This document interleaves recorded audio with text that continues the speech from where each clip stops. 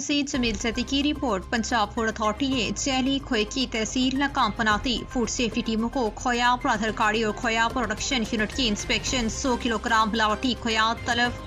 Food business मालकान के खिलाफ मुकदमा दर्ज। डीजी फूड अथॉरिटी आसिम सवेद की हिदायत के मुताबिक मिलावटी खोया तैयार करने वालों के खिलाफ माहौल चौक चिश्तियां रोड और गंज तहन सिंह मंजनाबाद में की गई टेस्ट के दौरान खोए की तैयारी में केमिकल्स और मुसस्सियत अज्जा की मिलावट पाई गई। सैंपल फिल होने पर गैर मेयारी खोया मौके पर तलब कर दिया गया।